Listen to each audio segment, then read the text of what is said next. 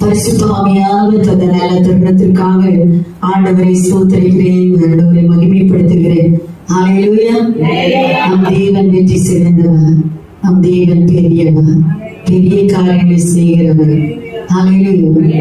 விசேஷமா இந்த இடத்துல கர்த்தருடைய ஊழியத்தை செய்கிற பாஸ்டர், துணை பாஸ்டர் குடும்பம் மற்றும் விசுவாச பிள்ளைகளை வளர்த்துகிறேன். எல்லாவற்றுக்கும் மேலாக இந்த மண்டலத்தின் தலைவராக இருந்து செயல்படுகிற பாஸ்டருக்காக ஸ்தோத்திரம்.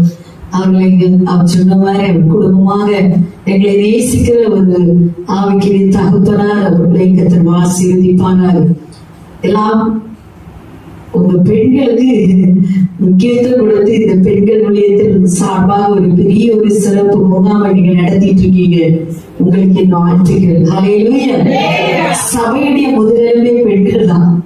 ஏன்னா சபை ஸ்டாண்ட் நிக்கணும்னா இவங்க ஒரு முதுகெலும்பு மாறி செயல்பட்டாதான் அந்த சபையின் தலைவர் இருக்கும். ஹல்லேலூயா. உலகம் சொல்லு ஆவது பெண்ணாலே அழிவது பெண்ணாலே. நம்ம பாரத தேசம் இப்ப யுத்தத்தை சந்தித்து கொண்டே இருக்குது இல்ல. நான் யோசிச்சு பார்த்தேன், 3 படை பிரிவுகள் இருந்தது. அதுல 2 படை பிரிவுக்கு தலைமையேற்று நடத்தினது யாரு? பெண்கள். உலக பிரகாரமான அரசாங்கம் அப்படிப்பட்ட ஒரு அதிகாரத்தை அவங்களுக்கு கையில கொடுத்து தேசத்துல ஒரு பெரிய ஒரு படை பிரிவுக்கு தலைவரா வச்சிருந்தாருன்னா நம்முடைய ஆண்டவர் நம்மை நம்பி சில பொறுப்புகளை தந்திருக்கிறார். அவங்க யுத்த களத்துல நின்ன மாதிரி நம்ம யுத்த களத்துல ஒரு தவறால போல முன்னால நின்றோம்னா ஆண்டவர் தேசத்தை நம்முடைய கரங்களை ஒப்பு கொடுக்கிறது மாத்திரமல்ல, சத்துருடைய திட்டங்களை ஆண்டவர் முறையடிப்பார். விசுவாசிக்கிறீங்களா? சொல்லுங்க. அடுத்த வருஷம் நீங்க புதிய துவக்கத்தை தொடங்க போறீங்க. அவங்க சொன்னாங்க, எத்தனை ஆண்டுகளோ மறைமுகமாக ஒழித்து ஒழித்து செபித்துக் கொண்டிருந்தீங்க, எல்லா ஜெபத்திற்கும் ஆண்டவர் பதில் தந்திருக்கிறார். நீங்க வெளியரங்கமா நீங்க செபிக்க போறீங்க. கர்த்தர் உங்களை கொண்டு இந்த தேசத்தை அசைக்க போகுது. அவையில சந்தோஷம் இல்லையா? கரங்களை தட்டி ஆமாண்டவரே எங்களை கொண்டு செய்ய போகுது. சில கேட்கிறாங்க, எங்களை கொண்டு. உங்களை கொண்டு. பெண்கள் ஜெபம் முக்கியமானது. ஏதோ கூடி கூடி கதை பேசுறது இல்ல, ஒருமித்து செபிக்கணும். கர்த்தர் ஜெபத்தை வேத புத்தகம் முழுவதும் பாருங்க. எங்கெல்லாம் பெண்கள் அழிதார்களோ அங்கெல்லாம் வெற்றியை கண்டிருக்கிறார்கள். மனிதனை வெளியே கொண்டு வந்தது பெண்கள் தான். ஆமென். சொத்துக்கு சுதந்திரத்தை பெற்றுக் கொண்டது பெண்கள் தான். ஹல்லேலூயா. கல்லறையை திறந்து நாரி கெட்டு போய் கிடந்தவனை வெளியே கொண்டு வந்தது பெண்கள் தான். உள்ள பிள்ளை செத்து போற பிறகு உள்ள கூட்டி வச்சுட்டு ஆலயத்துல போய் கர்மேல் பர்வதத்துக்கு ஏறி திருப்ப தேவ மனுஷனை கொண்டு வந்து உயிர்ப்பித்தது பெண்கள் தான். இப்படி பெண்களை பற்றி நிறைய சொல்ல முடியும். அதனால இங்க வருத்தப்பட வேண்டாம். ஹல்லேலூயா. ஒரு குடும்பத்தின் விளக்காய் திகழ்வது பெண்கள் தான். ஹல்லேலூயா. ஆனா நம்முடைய நாவு மாத்திரம் ஜீவனுக்கு ஏதுவான வார்த்தைகளை பேசுகிறதாக இருந்தால் இந்த உலகத்தில் பெண்களுடைய மாத்திரமல்ல, தேசத்தில் அகப்பட்டு கிடக்கிற அநேக குடும்பங்களை, அநேக தலைமுறைகளை ஆண்டவருக்காக நாம் வழி நடத்த முடியும். ஹல்லேலூயா. நம்முடைய குடலுக்கு ஒரு வித்தியாசம், நம்முடைய வயத்துக்கு ஒரு வித்தியாசம். ஆண்களுக்கு கொடுக்காததை கர்த்தர் நமக்கு தெரிந்திருக்கிறார். என்னது? கர்ப்பப்பை. அது சூப்பரானது. ஏன்னா நமக்கு தான் தெரியும் அத வருத்தம். ஒரு பிள்ளை எப்படி பெற்றுக்கொள்ளும் போது ஏற்படுகிற வருத்தம் அவங்களுக்கு தெரிவதோட நமக்கு நல்லா தெரியும். அதனால அடுத்த ஜெனரேஷனுக்காக அழுகிற பொறுப்பை கட்ட நம்ம மேல வச்சிருக்கேன். குடல் வலிக்க நம்ம அழுதுட்டோம்னா அந்த 2 பிள்ளைக்காக, ஒரு பிள்ளைக்காக 2 தாய்மார் போராடி வந்திருந்தாங்க. ராஜாவுக்கு என்ன செய்யணும் தெரியல, யார் பக்கம் நிக்கணும் தெரியல. ஒரு பட்டயத்தை எழுதிட்டுமான்னு சொல்லும் போது வசனம் தெளிவா சொல்லுது, உண்மையான தாயுடைய குடல் துடித்தது. அவள் குடல் துடித்த போது அவ கையில இருக்கிறது செத்த பிள்ளை. எவிடன்ஸ் காட்டிட்டு அந்த தாய் கையில வச்சிருக்காங்க, உண்மையான பிள்ளையை தூக்கி வச்சிருக்காங்க. ஆனால் அவள் குடல் துடித்தது போது உண்மையான பிள்ளை அவள் கரத்துக்கு வந்தது. அவர் நியாயத்திற்காக ராஜசமூகத்தில் வந்த போது செத்த பிள்ளையோடு வந்தான். ஆனா அவள் குடல் துடித்த போது ராஜா அவளுக்கு உயிருள்ள பிள்ளையை கொடுத்தாரு. பட்டயம் பேசும். நீங்க செவித்தா, ராஜ சமூகத்துல வந்தா, குடல் துடித்தா, செத்து கிடக்கிறது, மறித்து போய் கிடக்கிறது எல்லாம் உயிர் பெற்று வரும். கரங்களை தட்டி கர்த்தரை மகிமைப்படுத்துங்கள். ஆவியானவர் உங்களை கொண்டு பராக்கிரமத்தை செய்கிறவர்கள். ஆமென். ஹல்லேலூயா. நம்ம பலவீனமானவர்கள் தான், ஆனால் பலவானாய் கர்த்தர் நமக்குள்ளே இருக்கிறார். ஒரு நிமிடம் கண்களை மூடி நம்ம ஜெபித்துக் கொண்டே இருந்தோம். தேசத்திற்காக ஜெபித்தீங்க, குவிஸ் ப்ரோக்ராம் நடத்தினீங்க, எல்லாம் நல்லபடியாக நடத்த ஆண்டவர் உதவி செய்தார். ஆவியானுடைய அசைவாடுதலை முற்றிலுமாய் உணர பரிசுத்த ஆவியானவர் கிரியை செய்து கொண்டே இருந்தார். தொடர்ந்து ஆண்டுடைய சத்தத்துக்கு நேராக நம்முடைய சிந்தையை திருப்ப போகிறோம். ஹல்லேலூயா.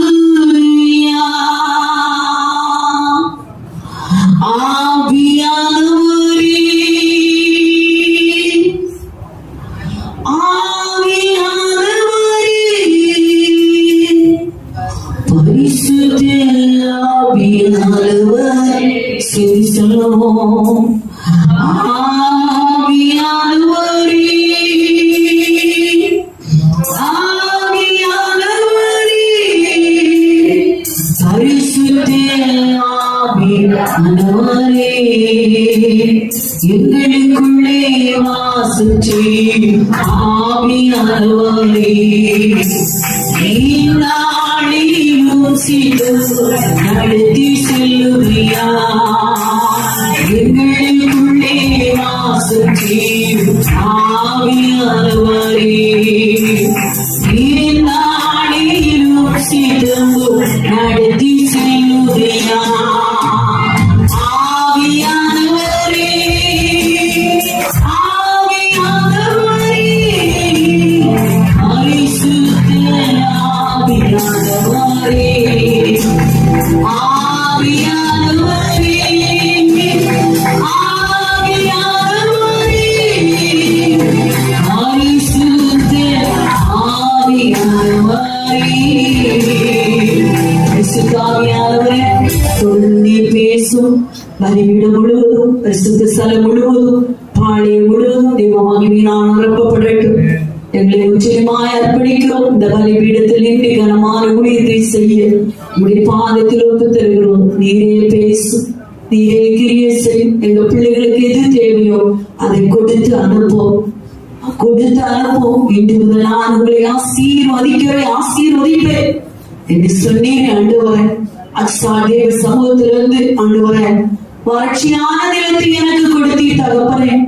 இன்றைக்கு நீர் எனக்கு ஒரு நீர்ப்பாய்ச்சலான நிலத்தை தாங்க, ஒரு நீர்ப்பாய்ச்சலான நிலத்தை தாங்க என்று கேட்டபோது மேற்புறத்திலும் கீழ்ப்புறத்திலும் ஒரு நீர்ப்பாய்ச்சலை கொடுத்து தகப்பன் அனுப்பினது போல, அவள் கேட்டதையும் கேளாததையும் கொடுத்து அனுப்பினது போல, எங்கள் பிள்ளைகளுடைய கேள்விகளுக்கு பதிலை கொடுத்து நிறைவோடு அனுப்ப போகிறேன். உம்முடைய ராஜ்யம் வருவதாக, உம்முடைய ஆளுகை இந்த இடத்தில் வருவதாக, உம்முடைய சித்தம் நிறைவேறுவதாக, பரலோகம் அங்கீகரிப்பீராக. குறைவுள்ளதாக மனிதர்களாகிய நாங்கள் நிறைவான ஆவியானவருடைய அபிஷேகம் மேல வந்தா நாங்கள் நிறைவாய் மாறுவோப்பா. எங்களை நிறைவுள்ளவளாய் அனுப்ப வேண்டும் என்று செபிக்கிறோம். உம்முடைய பிரசன்னம் தங்கி இருக்கிறதற்காக நன்றி. ஊழியம் செய்து நிற்கிற ஊழிய குடும்பத்தின் மேல தேவ அபிஷேகம் நிறைவேற்றுவா. அவர்களை கர்த்தர் வைராக்கியமாய் பயன்படுத்துவீராக. ஆவியானவர் பேசு. தாழ்த்தி அர்ப்பணிக்கிறோம். இயேசுவிலே ஜெபிக்கிறோம் பிதாவே. ஆமென். அல்லேலூயா. இந்த சத்தம் பத்தாது, என்ன சத்தம் இருக்கு? அல்லேலூயா. திருவரையோடு ஏஜி சபைக்கு இன்னும் சத்தம் இருக்கு. விசேஷமா பெண்களுக்கு இன்னும் சத்தம் இருக்கு. 100க்கு 100 மார்க் வாங்குற மாதிரி சத்தமா இல்லையே சொல்லுங்களேன். சில தம்பிமார் கையை தூக்கல, அவங்களுக்காக சேட்டு 99 மார்க்ல வந்திருக்கீங்க. 100 மார்க் வாங்குற மாதிரி எல்லாரும் இணைஞ்சு சொல்லுங்க. இப்பவே ஆண்டவர் பயிற்சி தரேன்னா பரலோகத்துக்கு போகும்போது 24 மணி நேரம் என்ன செய்யணும்? அல்லேலூயா சொல்லிட்டே இருக்கணும். அல்லேலூயா. கர்த்தர் நல்லவர். ஆண்டவர் உதவி செய்யட்டும்.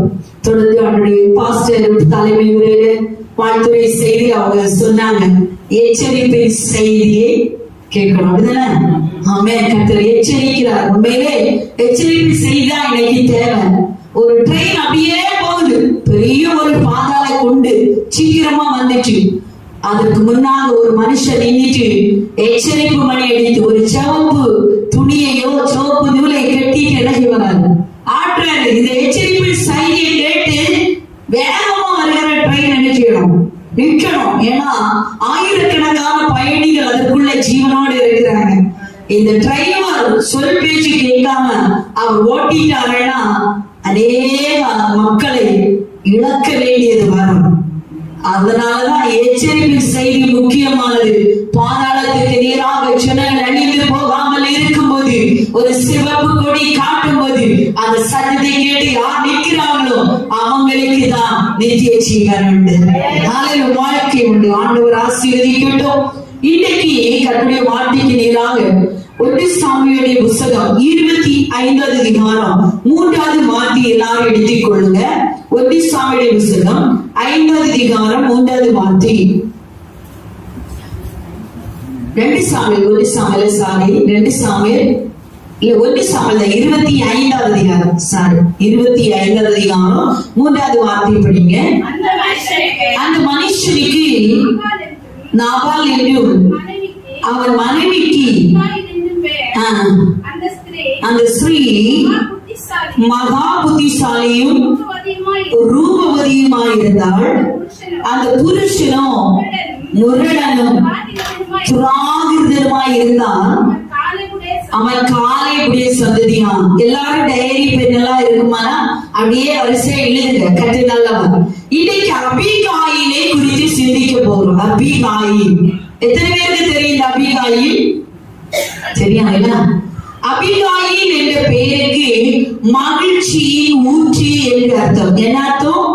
மகிழ்ச்சியின் ஊற்று. நம்ம வசனத்துல தெளிவா படிச்சோம். அவள் புருஷன் பெயர் நாபால். அபிகாயிலை குறித்து வேதம் சொல்கிறது, அவ மகா புத்திசாலி ரூபவதியா இருந்தாள். முதல்ல சொன்ன பேரே மகிழ்ச்சியின் ஊற்று. ஆனா திருமணம் பண்ணி கொடுத்த அவள் மகிழ்ச்சியின் ஊற்ற கொண்டு விட்ட இடம் எங்கன்னா நாபாலுடைய வீடு. நாபாலை குறிச்சு வேத வசனம் என்ன சொல்றேன்னா, அவன் முரடன், அவன் துராகிருதன், அவன் பைத்தியக்காரன், அவன் பேலியாளின் மனுஷன். இப்ப யோசிச்சு பாருங்க. ஒரு ஆப்போசிட் கேரக்ட். நீங்க தாய் வீட்டுல இருக்கும் வரைக்கும் மகிழ்ச்சி ஊற்றி எல்லா இடங்களும் மகிழ்ச்சி. ஆனா புருஷ வீட்டில் வந்த போது பைத்தியக்கார ஒரு புருஷன். நாபால் என்ற பெயருக்கே பைத்தியக்காரன்.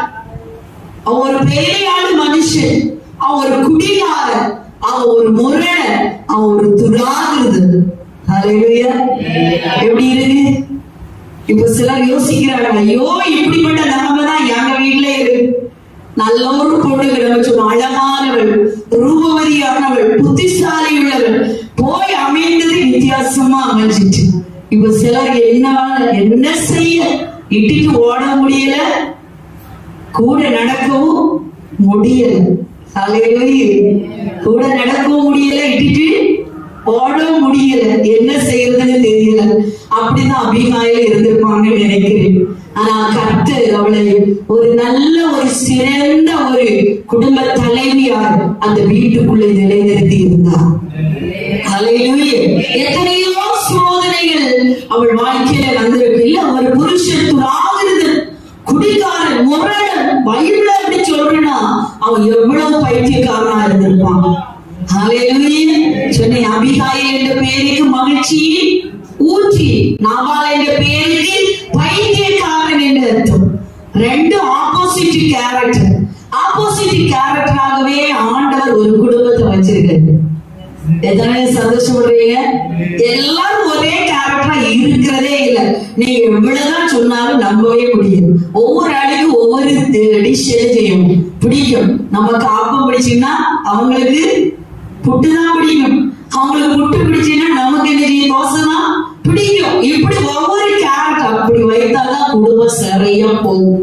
நம்ம பலருக்கு அதை என்ன செய்யாது, தெரியவே மாட்டேங்குது. எல்லாம் சரியா இருக்கும். நீங்க நினைக்கிறீங்க குடும்பம் ரெண்டு பேரும் கையை பிடிச்சிட்டு நடக்கிறாங்க. என்ன ஒரு குடும்பம் குடும்பம் வீட்டுக்கு போனாதான் தெரியும். எல்லாம் வீட்டுக்கு வாசப்படி மாலாவ மாதிரி தூதர் மாதிரி சுத்திட்டே இருப்பாங்க. ஆனா வீட்டுல போகும்போதுதான் தெரியும் அவங்க உண்மையான சுபாவம். சொல்லுவாங்க நம்ம ஊர் பழக்கத்துல அண்டியோடு அடுக்கும் போதுதான் மாங்காயுடைய புளிப்பு தெரியும். அதனால என்ன செய்யாது தெரியாது. வெளியே பார்க்கும் போது நல்லதான் இருக்கும். ஆனா கர்த்தர் அப்படிதான் அமைச்சிருக்காரு. ஆனா ஒன்னே ஒண்ணு அதை அட்ஜஸ்ட் பண்ணி போகக்கூடிய அபிஷேகத்தை ஆண்டவர் தேவ பிள்ளைகளுக்கு தந்திருக்கிறார். ஏன்னா ஒரு பெண் என்பவள் யாரு?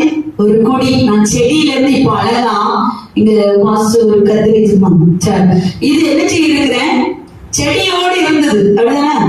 இப்ப வார வெளியில இதை என்ன செய்துட்டேன், வெட்டி கொண்டு வந்துட்டேன். இப்ப யோசிச்சு பாருங்க, இது ஒரு கொடி. பெண்கள் என்பது ஒரு கொடி, ஆண்கள் ஒரு செடி. செடி அங்கே இருக்குது, நான் என்ன செய்துட்டேன், வெட்டிட்டேன். வெட்டி இங்க கொண்டு வந்துட்டேன். இதற்கு உயிர் வாழ் நாட்கள் எத்தனை சொல்லுங்க. இப்ப கொஞ்சம் ஒரு 5 hours கழியும் போது இது என்ன செய்யும், வாட ஆரம்பிச்சிடும். வாட ஆரம்பிச்ச பிறகு இந்த கொடியை நம்ம வீட்டுக்குள்ள வச்சிருப்போமா,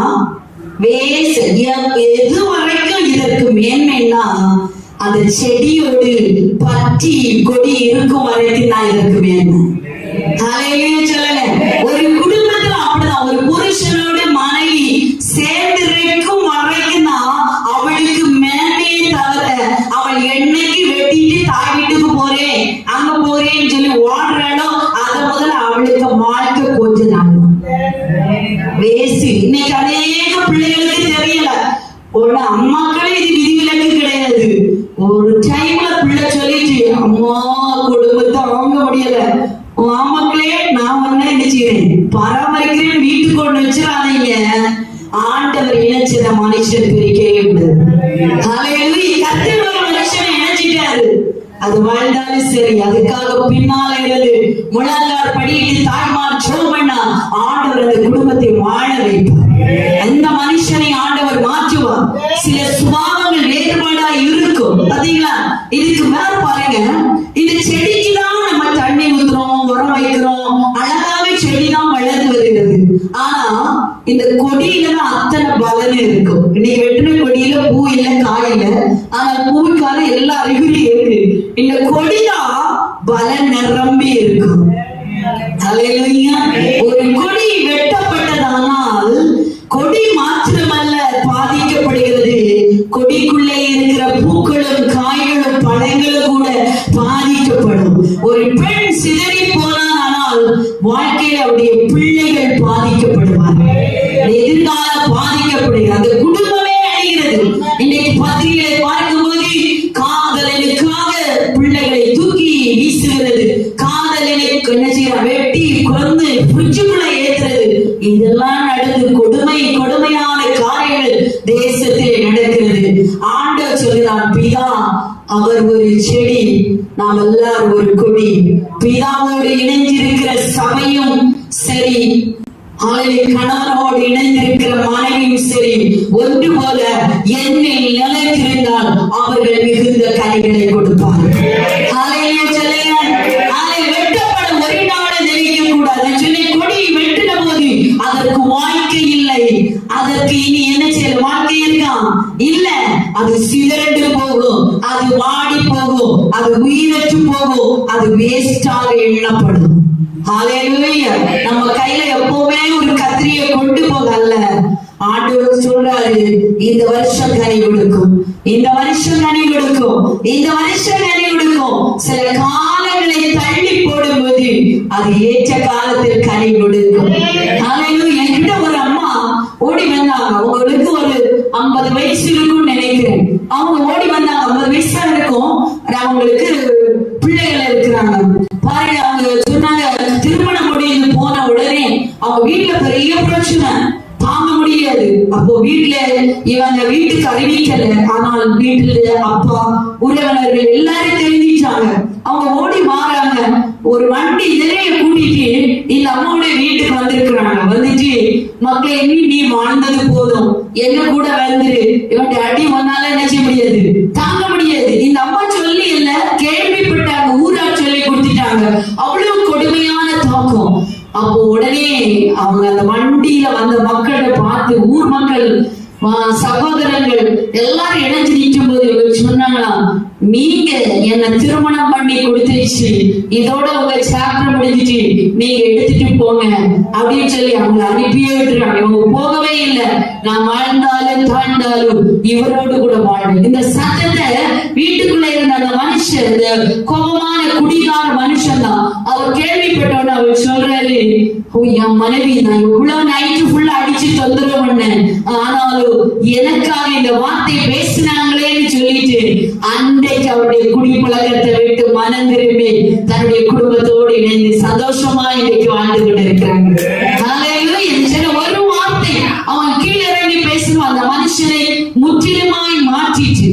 அவர் ஒரு ஆவிக்குரிய கிறிஸ்தவனா அன்னைக்கு இல்ல, ஆனால் இன்றைக்கு அவர்கள் ரட்சிக்கப்பட்டிருக்கிறாங்க. தேவ பிள்ளைகள் அப்படிப்பட்டவர்களோட முடிவான ஒரு தீர்மானம் எடுக்கும் போது ஒரு நாளும் தேவ பிள்ளைகள் பிரிந்து போகிறதுக்கு ஆசைப்படக்கூடாது. ஆமென் சொல்லுங்க.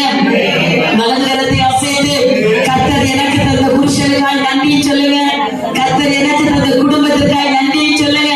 கர்த்தர் எனக்கு கொடுத்த பிள்ளைகளுக்காய் நன்றி சொல்லுங்க. நானும் என் குடும்பமும் இஸ்ரவேலிலே சாட்சிகளாய் இருப்போம் என்று சொல்லுங்க. ஆண்டவரே நன்றி. அவர் எப்படிப்பட்ட மனுஷனாய் இருக்கட்டும், அவரை குறித்து ஸ்தோத்திரம் பண்ணுங்க. நான் சொன்னேன், ஆப்போசிட் கேரக்டர் அபிகாயிலுக்கு மகிழ்ச்சி 101 பைத்தியக்காரர், ஆனா அவள் குடும்ப வாழ்க்கையை சரியா அமைத்தார். அவளுக்கு வேலைக்காரிகள் இருந்தாங்க, வேலைக்காரர்கள் இருந்தாங்க. எப்பவுமே ஆண்டவர்களை பின்பற்றுகிற தேவ பிள்ளைகள் சோதரித்து கொண்டே இருக்கணும். சொல்லுங்க, வலது கரத்தை உயர்த்தி எங்க தந்த சபைக்காய் சோதரம் சொல்லுங்க, சபை குடும்பத்திற்காய் சோதரம் சொல்லுங்க. பிரிந்து போகிற தன் இச்சையின்படி செய்ய பார்க்கிறார், அப்படி அல்ல, கர்த்தர் நம்மை இணைத்து வைத்திருக்கிறார். ஆமென் ஆமென் ஹல்லேலூயா. இரண்டாவது பாதி நிறைய பேர் பாத்தீங்கன்னா நம்ம சொன்ன மாதிரி பேருக்கு ஏற்ற மாதிரி இல்ல, அப்படிதானே? வேதாகமத்திலையும் நாகமான் என்ற ஒரு மனுஷன் இருந்தான். அந்த நாகமான் என்பவர் பெயருக்கு அர்த்தமே இன்பம் என்றுதான்.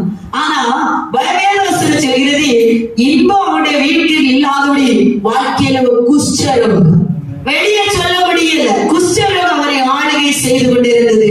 ஆனால் கர்த்தருடைய சமூகத்தில் வந்தபோது அவருடைய மாம்சத்தை ஆண்டவர் சிறு பிள்ளையை போல மாற்றி இன்ப வாழ்வை திரும்ப கொடுத்தார்.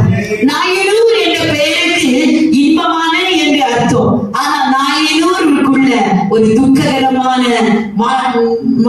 துக்ககரமான செய்தி கேள்விப்பட்டது. நாயனூர் விதவை வீடு ஒரு துக்ககரமான நிகழ்வு நடந்தது. ஆனால் இயேசு அவளை சந்தித்த போது அவருடைய வாழ்க்கை இன்பமாக மாறிற்று. உங்க பேரு கேட்டபடி நடக்காமல் இருக்கலாம், நீங்கள் இயேசுவை சந்திக்க வந்திருக்கிறீங்க. இது உங்க வாழ்க்கை மாறும், உங்க படிப்பு மாறும், உங்க ஜீவிதம் மாறும், உங்க சூழ்நிலை மாறும். கர்த்தர் இந்த பகல் வேளையில் உங்க வாழ்க்கையை மாற்றி அனுப்ப போகிறார். எதற்காக பெண்களோ நீங்க இன்பமற்ற வாழ்க்கையை இன்பமாய் மாற்றுகிற கர்த்தரை சந்திக்கிற இடமாய் இருக்கிறதுனால உங்க வாழ்க்கையை கர்த்தர் இன்பமாய் மாற்றி அனுப்புவார். ஆமென். இதுவரைக்கும் நீங்க பெண்கள் ஜெபத்துக்கு வராம இருக்கலாம், வந்து பாருங்க. இதான் என்னுடைய ஒரே செய்தி, வந்து பாருங்க, ஜெபிச்சு பாருங்க, ஒரு நிமிஷம் முடங்காம பாருங்க. இந்த செவ்வாய்க்கிழமையா தொடர்ச்சியா அந்த நாள் வந்து ஜெபம் பண்ணி பாருங்க. எத்தனையோ பேர் இந்த சபையிலையும் ஆரம்பித்து கேட்டனா அந்த ஊழியம் தான். ஆனால் பெண்கள் ஊழியத்தில் வந்து அநேக பெண்கள் கருவுறுபடி கர்த்தர் செய்திருக்கிறார். அநேக மலடிகளை பிள்ளை சாட்சியாக்கி இருக்கிறார். அநேக ரட்சிக்கப்பட்டிருக்கிறாங்க. எல்லாம் உலக பிரகாரம் மாத்திரமல்ல, அநேக அந்த கூட்டத்துல வந்து புதிய கிருபைகளை பெற்றிருக்காங்க, அபிஷேகம் பெற்றிருக்காங்க. இதை விட என்ன வேணும்? பரலோக ராஜ்யம் போகிறதா நம்முடைய ஒரே குறிக்கோள். நம்ம கூடி ஜெபிக்கும் போது அற்புதங்கள் நடக்கும். அது ரெண்டாவதான். இட்லிக்கு நம்ம போய் கேட்கும் போது 50 ரூபாய் இட்லி கேட்டா சட்னி சாம்பார் வேற மாதிரி நம்ம இட்லி கேட்டோம், ஆண்டவர் சட்னி சாம்பாரே கூட தருவார். உலக பிரகாரமான ஆசீர்வாதம் கூடாது. போய் கேட்பீங்களா? எனக்கு இட்லி சட்னி சாம்பார் எல்லாம் கேட்பீங்களா? இட்லி கடைக்கு போய் இட்லி கேட்டோம்னா எல்லாம் வரும். அதே மாதிரிதான் ஆண்டு சமத்துல முதலாவது தேவனுடைய ராஜ்யத்தை தேடினா கர்த்தர் உங்க வாழ்க்கையை கர்வமாக்கி கொண்டிருப்பார். ஆமென். ஒன்று என்னது? அவருடைய பேர் ஆப்போசிட் கேரக்டருடைய ஒரு புருஷன். ரெண்டாவது பாருங்க, மகா புத்திசாலி. வசனம் என்ன சொல்லுது? மகா, சத்தமா சொல்லுங்க, தூக்கம் வருதா? இப்படி சொல்லுங்க, மகா புத்திசாலி. எல்லா இடங்களும் புத்தி இருக்கும். ஆனா ஆண்டுடைய சமூகத்துல நிறைய பேருக்கு புத்தியே இருக்காது. வசனம் சொல், புத்தியுள்ள ஸ்திரீ தன் வீட்டை கட்டுகிறாள், புத்தி இல்லாதவளோ அதை இடித்து போடுகிறாள். புத்தியுள்ள மனைவி கர்த்தர் அருளும் ஈவு. கர்த்தர் அருளுகிற ஈவு புத்தியுள்ள மனைவி. மகா புத்திசாலி. நீங்க யோசிச்சிருப்பீங்க, ஐயோ எனக்கு படிக்கவே தெரியல. மகா புத்திசாலி எப்படி தெரியும்? எப்படி? எனக்கு என் கையெழுத்து போடவே தெரியல. என் கையெழுத்து போட தெரியல. அருமையானவர்களே, தேவ சமூகத்துல வரும்போது மாத்திரம் தான் நம்ம சொல்லுவோம் எனக்கு கையெழுத்து போட தெரியல. ஆனா நம்ம உலக பிரகாரமான பல குழுக்களுக்கு தலைவியா இருக்கிறோம். அது குழுல எவ்வளவு பெரிய பஞ்ச காலம், பஞ்ச வரைன்னு தெரியல, அவ்வளவு பணம் வரைன்னு தெரியல, பணம் வரைன்னு தெரியல, லட்சக்கணக்கான பணங்களை கையாடல் செய்யறது யாரு? பெண்கள். பெண்கள். எனக்கு இன்னைக்கு ஏடிஎம்ல போய் பணம் எடுக்க எனக்கு தெரியாது, வெக்கமா இருக்கும். அவ்வளவு நம்ம படிச்சிருக்கிற அந்த காரியத்துல நம்ம போகல. ஆனா உங்க நம்பி ஒரு பெரிய அரசாங்கம் 10 லட்சம் 15 லட்சம் 20 லட்சம் தந்து விடுறாங்க பாத்தீங்களா? இவ்வளவு நடத்துறோம். ஆனா சர்ச்சுக்குள்ள இருந்து ஜாப் பண்ணு தெரியாது, அவங்க கொடுங்க, இவங்களுக்கு கொடுங்க, இவங்களுக்கு கொடுங்க. சர்ச்சில் வந்து ஜெபிக்கிறதுக்கு ஏசப்பா அதெல்லாம் கேட்டாரா? எனக்கு படிப்பு வேணும், உனக்கு அப்பாட்ட பேச தெரியும்னா அதுதான் ஜெபம். வாயில வந்து பேச தெரியுமா? ஒரு பொருளை கேட்க தெரியுமா? அதே ஜெபம். ஜெபம் என்பது வேறு. அதுக்கு ஒரு ஹிஸ்டரி தேவையில்லை. அதெல்லாம் ஆண்டவருக்கு தேவையில்லை. ஆண்டவரே நான் இப்படி வந்திருக்கிறேன், அதுக்கெல்லாம் இலக்கணம் எழுதுகிறேன் மோனே ஒண்ணு தேவையா? நமக்கு தெரிஞ்ச மொழியில அப்பாட்ட பேசும். சின்ன பிள்ளைங்க இப்ப பாருங்க, உருட்டிட்டே இருக்கான் சின்ன குட்டி. இவன் எதுக்கு அழுதுனான்னு அம்மாவுக்கு தெரியும். தெரியுமா? தெரியாது. அந்த பல நேரங்கள் நமக்கு தெரியாது, அம்மாவுக்கு தான் தெரியும். அவங்க எதுக்கு கூப்பிடுறாங்கன்னு அம்மாவுக்கு தெரியும். அவங்க எதுக்கு அம்மாவை திருப்பி பாக்குறாங்க, அந்த பார்வை கூட அம்மாவுக்கு தெரியும். அவங்க எதுக்கு பாக்குறாங்க. முன்னால பிள்ளைகள் இருப்பாங்க, பேக்ல திரும்பி பார்த்தா அம்மாவுக்கு தெரியும். அம்மாவுக்கு கை கண்ணும் அந்த பிள்ளையுடைய கண்ணும் சரியா இருக்கும். அந்த அறிவிப்பு கொடுத்துட்டே இருக்கும். புரியுது உங்களுக்கு? அப்போ நம்முடைய ஒவ்வொரு செயலையும் நம்மை படைத்த ஆண்டவருக்கு தெரியாதா? அதுதான் ஜெபம். ஜெபமே அதுதான். ஜெபிக்க தெரியாதன்னு ஒருவரும் கிடையாது. ஜெபிக்க தெரிஞ்சவங்க எல்லாரும் சதமாலேயே சொல்லுங்க. Very good. அநேக ஜெப வீரர்கள் இங்க இருந்து எழுப்புவாங்க. ஆமென். ஜெபிக்கிற ஜெப வீராங்கனைகள் எழுப்புவாங்க. தேசத்தை அசைத்து அநேக வெஸ்லி போன்ற ஜனங்களை கர்த்தர் எழுப்ப பண்ணுவார்கள். ஆமென். நீங்களா? ஆண்டவர் யாருடைய கையில பாதுகாப்பு கொடுக்கல, முழங்கால் வீரருடைய கையில தான் தேசத்தின் பாதுகாப்பே இருக்கிறது. வலதுகரத்தை அசைத்து ஆண்டவரே ஹல்லேலூயா. மகா புத்திசாலி. என்னது? மகா புத்திசாலி. நீதிமொழியுடைய புத்தகம் 30:24 வார்த்தையை நம்ம படிக்கும் போது அங்க மகா புத்திசாலித்தனம் உள்ள 4 ஜீவன்களை குறித்து பார்க்கலாம். மகா புத்திசாலி படிங்க போவோம்.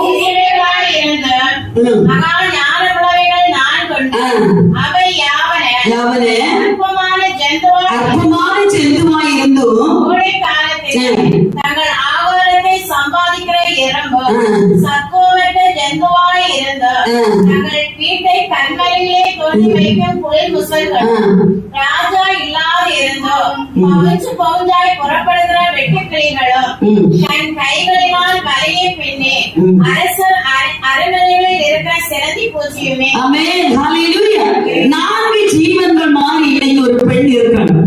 மகா புத்திசாலி. வசனம் சொல்லுது அற்பமான ஜந்துவாய் இருந்து மகா புத்திசாலி. நீங்க பார்க்கவே சொல்றேன், நீங்க பலகீனமா இருந்தாலும் இதே மாதிரி மகா ஞானம் உள்ளவர்களா இருக்கணும். ஹல்லேலூயா. உங்களுக்குள்ள அந்த ஞானம் இருக்கிறது. அந்த அபிகாயிலுக்குள்ள அப்படிப்பட்ட ஒரு ஞானம். எறும்பு இன்னைக்கு இங்க எத்தனை எறும்பு போகுதுன்னு நமக்கு தெரியாது. ஆனா எறும்பு சூப்பரான ஒரு கேரக்டர். ஆண்டவரே வசனத்துல சோம்பேறியே நீ எறும்பிடத்தில் போய் அதன் வழிகளை பார்த்து ஞானத்தை கற்றுக்கொள். நமக்கு குரு யாரு? எறும்பு. ஆண்டவர் சொல்ற அதை பார்த்து நீ கற்றுக்கொள், அதை பார்த்து நீ கற்றுக்கொள். எறும்பு பார்த்திருக்கீங்களா? தமிழ்மார்கள் எல்லாம் எறும்பு பார்த்திருக்கிறாங்க. எறும்புக்கு ஒரு சுபாவம் இருக்கு தெரியுமா? ஞானம் உள்ள ஒரு சுபாவம். வேதவசத்தை படிச்சோம். கோடை காலத்தில் தனக்கு தேவையான ஆகாரத்தை தானே சம்பாதித்துக் கொண்டான். ஆமென், அல்லேலூயா. இன்னைக்கு புத்திசாலியாய் மாறனா முதல் காரியம், நீங்க கோடை காலத்தில் ஆகாரத்தை சம்பாதித்து வைக்கணும். என்ன ஆகாரம்? வேத வசனம் தான் நமக்கு ஆகாரம். நீங்க மகா புத்திசாலியாய் மாற யோசுவாவை குறித்து மோசே சொல்லும் போது கூட சொல்றாரு பாத்தீங்களா, நீ புத்திசாலியும் மாயிருப்பாய், உன் வழிகளை எல்லாம் நீ வாய்க்க பண்ணுவாய். எப்போது? நியாய பிரமாணம் உன் வாயை விட்டு விலகாது இருக்கணும். இரவு பகல் நீ அதை தியானித்துக் கொண்டிருப்பா, உன் காரியம் வாய்க்கும். ஹல்லேலூயா. அதான் மகா புத்திசாலியா மாறணும்னா வேற எங்கேயும் போக வேண்டாம். நீ வேத வசனத்தில் நல்ல தியானம் பண்ணணும். வேத வசனத்தை ஆகாரமா சேர்த்துக் கொள்ளணும். ஒரு பஞ்ச காலம் வரப்போகுது. அன்னைக்கு ஆகார குறைவல்ல, தண்ணீர் பஞ்சம் அல்ல, வசனம் கிடைக்க கூடாது. ஒரு பஞ்ச காலம் வரப்போகிறதுனால இப்போதே வசனத்தை நல்லா உட்கொள்ளணும். ஆமென் சொல்லுங்க. வசன தியானம், வசனத்தை சேர்க்கணும். இந்த காலத்துல எங்கெல்லாம் வார்த்தை கிடைக்கிறதோ அங்கெல்லாம் எழுதணும். இன்னைக்கு டைரி கொண்டாந்து பிள்ளைகளுக்காக சோத்துறோம். நீங்க எழுதி எடுக்கணும். வீட்டுல போய் தியானம் பண்ணணும். அப்படி வார்த்தைகளை சேகரிக்கணும். வசனம் நமக்கு நிறைய இருக்கணும். ஆமென், அல்லேலூயா. இரவும் பகலும் நாம் இதை தியானித்தால் காரியம் என்ன செய்யும்? வாய்க்கு. நீங்க போகிற தொழில் ஆசீர்வதிக்கப்படும், படிப்பு ஆசீர்வதிக்கப்படும், குடும்ப ஜீவிதம் கட்டப்படவில்லை என்றால், சமாதானம் இல்லை என்றால், குடும்ப வாழ்க்கை கட்டப்பட வேண்டுமானால் வசனம் நிறைய வேண்டும். ஆமென் சொல்லுங்க. விதையாக வசனத்தை என்ன செய்யணும்? சேர்க்கணும். இது எறும்பு செய்து பாருங்க, நமக்கு தெரியல. அதான் ஆண்டவர் கேட்கிறார், சோம்பேறியே நீ எறும்பிடத்தில் போய் அதன் வழிகளை பார்த்து ஞானத்தை கற்றுக்கொள். பெண்கள் ஆகிய நாம் எல்லாரும் சுறுசுறுப்புள்ளவளா இருக்கிறது. இதே மாதிரி மகா புத்திசாலியாய் மாறணும்னா பாருங்க, ஒரு அறிஞர் எப்படி சொல்றாரு? 3 மணிக்கு எழும்புறவன், எல்லா வாலிபர் கூட்டத்திலையும் நான் பேசுறது, 3 மணிக்கு எழும்புறவன் முனிவனா, 4 மணிக்கு எழும்புறவன் ஞானியா, 5 மணிக்கு எழும்புறவன் அறிஞனா, 6 மணிக்கு எழும்புறவன் மனிதனா, 7 மணிக்கு எழும்புறவன் எரும மாடனா. நம்ம எந்த கூட்டத்துல இருக்கிறோம்? இப்போ உள்ள பிள்ளைகளை பாத்தீங்கன்னா 12 மணிக்கு 11 மணிக்கு தான் என்ன செய்வாங்க? நேரமே சூரிய உதயம் ஆகுது. எப்படி யார் ஒரு ஞானியா இருக்கணும்னா அவன் எத்தனை மணிக்கு எழும்பணும் சொல்லுங்க? 4 மணிக்காவது அட்லீஸ்ட் என்ன செய்யணும்? முனிவன் 3 மணிக்கு எழும்புறான், 4 மணிக்கு எழும்புறவன் ஞானி. அப்ப நமக்கு அந்த புத்தி வேணும்னா நம்ம 4 மணிக்காக எழும்பணும். பக்கத்துல கையை பிடிச்சி சொல்லுங்க, 4 மணிக்காக எழும்பணும். இன்னும் கேளுங்க, எரும மாடா மனுஷனா? மனுஷன் 6 மணிக்காகலும் எழும்பணும். தமிழர் கேளுங்கப்பா, சண்டை ஆகிட்ட கேளுங்க.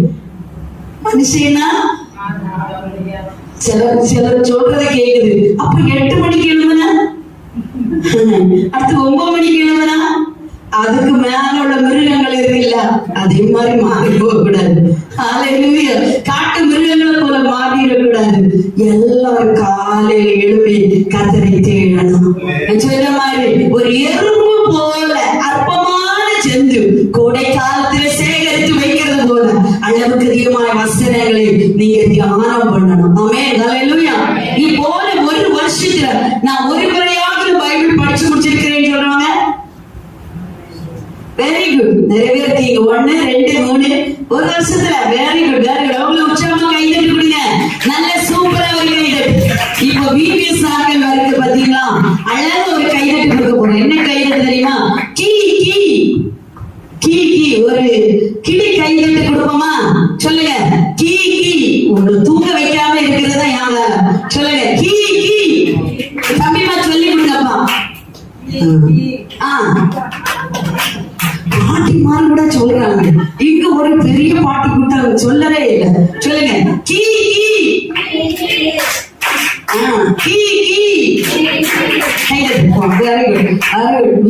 நடத்த போறதுனால உங்களோட சேரு. Very good. பாருங்க, கோடை காலத்துல தானே செய்யும் ஆகாரத்தை சேர்த்து வைக்க. அவங்க எல்லாரும் ஒரு தடையாவது பைபிள் படிச்சிருக்காங்க. எல்லாரும் வருஷத்துக்கு ஒரு தடையாவது பைபிள் என்ன செய்யணும்? படிக்கணும், சேர்த்து வைக்கணும். ரெண்டாவது, ஒரு மகன் புத்திசாலியா இருக்குன்னா வசனம் என்ன சொல்லுது? யாரிடத்துல போய் கற்றுக்கொள்? குழிமுசல். ரெண்டாவது என்னது? குழிமுசல். இந்த குழிமுசல் கண்மலையை தோண்டி அதற்குள்ளே தன்னுடைய வீட்டை கட்டிக்கொள்ளும். குழிமுசல் என்ன? நம்ம வீட்டுல பாத்தீங்கன்னா அதுக்கு ஓடவே தெரியாது. எவ்வளவு மிருகம் பாருங்க, அதுக்கு எதிராளிகள் ஏராளம் உண்டு. முசல் சாப்பிடுறதுக்கு அழகா இருக்கும், டேஸ்டா இருக்கும். இதற்கு எதிராளிகளும் அழகா நிறைய இருக்கு. அதனால தன்னுடைய வீட்டை எங்கேயோ மணல்ல போய் கட்டுறாது, கண்மலை மேல போய் அங்க குழிமுசல் போய் உட்கார்ந்துடும். எதிரிகள் நிறைய இருக்கு. சிங்கம் வருது, கரடி வருது, எதிர் சக்திகள் ஏராளம் வருது. இப்ப எல்லாம் சிங்கம் வரட்டும், எல்லாம் கரடி வரட்டும். இந்த சிங்கத்துக்கும் கரடிக்கும் கண்மலையில் ஏறக்கூடிய சக்தி இருக்கிறதா? சக்தி இருக்கிறதா? சொல்லுங்க. இல்ல, மேல போயிடும்.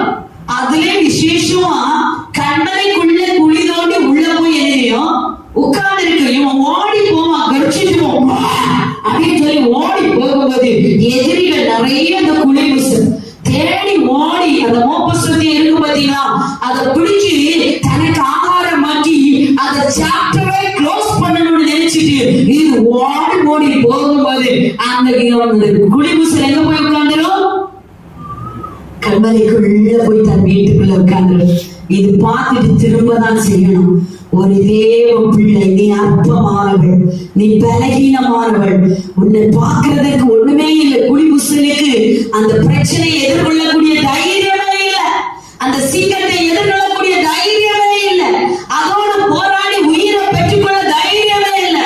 எத்தனை சோதனைகள் உங்க வாழ்க்கையில் இருந்தாலும், எத்தனை எதிராளிகள் உங்க வாழ்க்கையில் இருந்தாலும், கட்டளை ஆகிய கிறிஸ்துவின் நீங்கள் அடைக்கலமாய் உள்ளே போய் வீட்டை கட்டினால் உங்களுக்கு பாதுகாப்பு நிச்சயம் உண்டாகும், நிச்சயம் உண்டாகும். எதிரிகள் வெள்ளம் போல வரட்டும், சூறாவளி காற்றுகள் வரட்டும், பெருவெள்ள சேதங்கள் வரட்டும், கண்மலைக்குள்ள கட்டப்பட்ட வீடு நிச்சயமாய் நிலைத்திருக்கும். உங்க குடும்பம் சீரகாது, உங்க குடும்பத்தை சத்துரு ஜெயிக்க முடியாது. பாவனத்தின் கிரியைகள் மேற்கொள்ள முடியாது. விசுவாசிக்கிறவர்கள் கரங்களை தட்டி ஆமாண்டவராய் கண்மலையாகிய கிறிஸ்துவின் உள்ளவர்களுக்குள்ள, கண்மலையாகிய கிறிஸ்துவின் உள்ளவர்களுக்குள்ள குழிதோண்டி போய் உட்கார்ந்திருந்தாயானால் எதிரிகளுடைய கிரியைகள் மேற்கொள்ளவே முடியும். ஹல்லேலூயா, ஹல்லேலூயா. பாறை இடுக்குகளுக்குள்ளே நாம் புகலிடமாய் போகணும். ஒரு பெரிய தெய்வ மனுஷன் அப்படியே நடந்து கொண்டு வரும்போது வயல்வெளியாக வந்து கொண்டே இருக்கிறார்.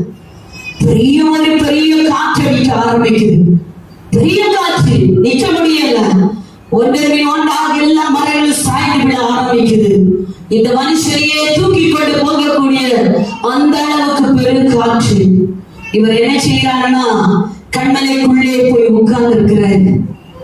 பாருங்க, எல்லா மரங்களும் கீழே விழும்போது, எல்லா செடிகளும் அப்படியே தரையில விழும்போது, இந்த கண்மலையில் உள்ளதைகளுக்குள்ளே போய் இருக்கிற அந்த மனுஷனுக்கு பாதுகாப்பு கிடைக்குது. ஒன்று சேதப்படுத்தல. அங்கே இருந்து அவர் எழுதுகிறார், பிளவுண்ட மலையே புகலிடந்தேரே.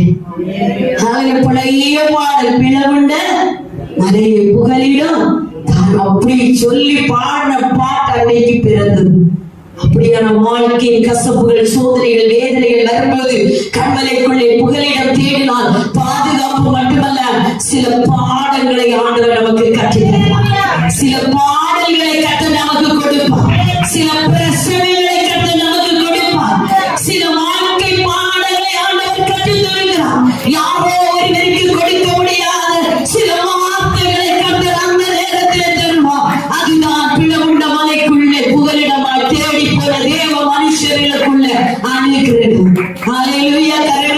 எல்லாரும் ஏக மனதோடு கைகளை தட்டி ஹalleluya ஆண்டவரே நீதான் எனக்கு புகழிடு ஹalleluya நீதான் எனக்கு புகழிடு கண்களை உள்ளதைகளுக்குள்ளே புகழிடம் தேடுகிறவனுக்கு நீதான் புகழிடு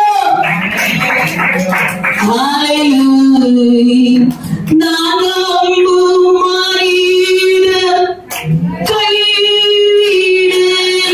கைவிடலாம் ஆனால் நீர் வரும்போது கைவிட மாட்டீர் செய்து சொல்லும் நான் நம்பும் மனித சபையாருடைய சத்தம் உயரட்டும் ஆனால் நீர் வரும்போது கைவிட மாட்டீர் எனக்கு நீரே சத்தியம் நீரே ஜீவன் இசையா இணைந்து சொல்லுங்க எனக்கு நீரே வாழி நீரே சத்தியம் நீரே ஜீவன் இசையா உம்மால நீ எனக்கு விடுதலை இல்லை உம்மாலன்றி எனக்கு நிம்மதி இல்லை உம்மாலன்றி விடுதலை இல்லை உம்மாலன்றி எனக்கு நிம்மதி இல்லை எனக்கு நீரே வாழை ஆவியானவர்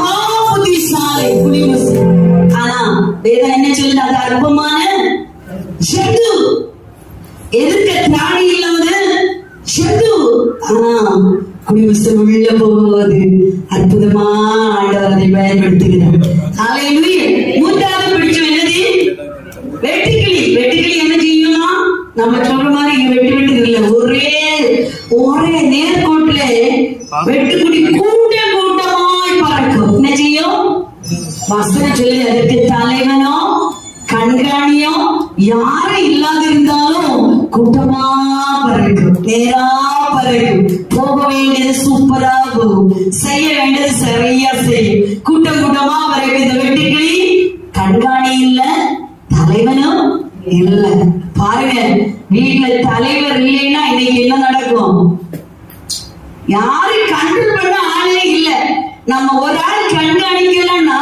தன் இஷ்டத்துக்கு விடப்பட்ட பிள்ளை போல ஓடுவாங்க சபையில போதைகள் கண்காணிக்கலன்னா இல்ல ஆனால் ஒண்ணே ஒண்ணு இந்த வெட்டுக்கிளி யார் இருக்காங்களோ தலைவன் இருக்கிறானோ பொறுப்பாளர் இருக்கிறானோ கண்காணியானவன் இருக்கிறானோ நம்ம சுற்றி யார் இருக்கிறானோ ஒண்ணும் பார்க்காது இது தன்னுடைய பார்வையை நேராய் நோக்கி ஓடும் ஹalleluya தேவ பிள்ளைகளே ஒண்ணு சொல்றேன் டீச்சர் ஒருவேளை பாஸ்டரோ உங்க பேரண்ட்ஸோ பிள்ளைகளுக்கு ஸ்கூல்ல வராம இருக்கிறான் பெரியவங்க சொல்லுங்க புருஷனோ வெளிநாட்டிலேயே இருக்கலாம் ஒருவேளை யாருமே பார்க்காம இருக்கலாம் எந்த ஸ்தானத்துல நீங்க போனாலும் உங்களை கண்காணிக்கிற கர்த்தர் மாத்திரம் இருக்கிறார் இவ்வுலகத்தில் யார் என்னை கண்காணிக்க இல்லை என்று சொல்லி தன் இஷ்டத்துக்கு அலையக்கூடாது எதுவானாலும் நேர்மாய் போகும் அற்பமான செருதுதான் ஆனா நம்முடைய பார்வை நேரா இருக்கணும் நம்ம ஹாஸ்பிட்டல்ல போய் உட்கார்ந்தாலும் பஸ் ஸ்டாண்ட்ல போய் உட்கார்ந்தாலும் காலேஜ்ல போய் உட்கார்ந்தாலும் உறவினர் வீட்டுல போய் உட்கார்ந்தாலும் தனிமையில் உட்கார்ந்தாலும் நம்மை நேராய் கொண்டு போகும் ஆமென் சொல்லுங்க வலதுகரத்தை ஆனா யோசேப்புக்கும் தனிமையில் உட்கார்ந்து இருக்கும் போது ஒரு பாவ சோதனை வருகிறது யோசேப்பு சொல்றா உன்னை தவிர ஏன் உங்க வீட்டுல யாருமே இந்த வீட்டுல யாருமே வீட்டுல இல்ல யோசேப்புக்கு ஒரு தருணம் வருது பாவம் செய்யறதற்கு யாருமே வீட்டுல இல்லாத போது நம்முடைய செல்போன் என்ன பேசுது யாருமே வீட்டுல இல்லாத போது நம்முடைய வாட்ஸ்அப்ல கைகள் எப்படி செயல்படுது? யாருமே வீட்டுல இல்லாத போது நம்முடைய டிவி சேனல் எப்படி ஓடுது? அதான் முக்கியம். யாருமே இல்லதான், அற்பமான செல்லுதான். அப்போ இவங்களா இப்படி செய்யறாங்க அப்படின்னு பேச சொல்லல. யாருமே வீட்டுல இல்லாத போது அவன் சொல்ற ஒரு வார்த்தை, நான் தேவனுக்கு பயப்படுகிறவன், இப்படிப்பட்ட பொல்லாங்கை செய்வது எப்படி? அல்லேலூயா. யாருமே இல்லதான், ஆனா என் செல்போன் நல்லா இருக்கா? யாருமே இல்லதா. நம்முடைய வீடு நல்லா இருக்கா? நம்ம வீட்டின் உள்ளறைகள் நல்லா இருக்கா? அல்லேலூயா. கர்த்தர் நல்ல ஒரு ஊழியத்துல நின்னுட்டு சொல்றாரு, எத்தனையோ பேர் தவறான வாழ்க்கையில கிறிஸ்தவ விசுவாச குடும்பங்கள் இல்லாம ஓடிக்கொண்டு இங்க வந்து கைதட்டு ஆராதனை எப்படி ஒரு வேஷம்? அப்படி அல்ல, வெட்டுக்கிளிகளை போல நேராய் பறக்கணும், நேராய் போகணும், யுத்த குதிரைகளை போல நேரா போகணும். நம்முடைய வாழ்க்கை மாறக்கூடாது. ஹalleluya சொல்லுங்க. சில பரிசுத்தமான வாழ்க்கை வாழ கிருபை ஆண்டவர் தருவாராக. நாங்க என்னது சிலந்தி பூச்சி, அது அற்பமான செந்து. எங்கேயாவது சிலந்தி வீட்டுக்கு கீழ் பகுதியில ஓரத்துல போய் கட்டுமா மேல கட்டுமா? உங்க வீடு ஆனாலும் எங்க போயிருக்கும்? மேல. பைபிள் சொல்லுது, சிலந்தி தன் கையினால் வலையை பின்னி அரசர் அரண்மனையில் உட்கார்ந்து இருக்கும். இதுதான் மகா ஞானம். சிலந்தி என்ன செய்யும்? சொல்லவே மாட்டீங்க. தன் கையினால் வலையை பின்னி உங்களுக்குள்ள திறமைகளை நீங்க வெளிப்படுத்தணும். சுறுசுறுப்பா இருக்கணும், திறமைகளை என்ன செய்யணும்? வெளிப்படுத்தணும். சிலந்தி அற்பமானது, அது அரசர் அரண்மனையில மேல போய் சிங்காசனத்துக்கு மேல போய் உருக்குன்னா அது தன் கையினாலே வலையை பின்னும். ஆமென். அல்லேலூயா. உங்களுக்குள்ள திறமை, சர்ச்சுக்குள்ள கர்த்தர் தந்திருக்கிற திறமைகளை பயன்படுத்தும். சபையில கர்த்தர் தந்திருக்கிற திறமைகள், பாட தெரிஞ்சா சரி நல்லா பாடுங்க. ஒருவேளை ஒரு மாதிரி இருந்தாலும் பாடுங்க. ஜெபிக்க தெரியுமா? ஜெபம் பண்ணுங்க. உபவாசம் பண்ண தெரியுமா? உபவாசம் பண்ணுங்க. இரவு ஜெபிக்க தெரியுமா? இரவு ஜெபம் பண்ணுங்க. ஹalleluya. ஹalleluya. வீட்டை எங்க கட்டணும்?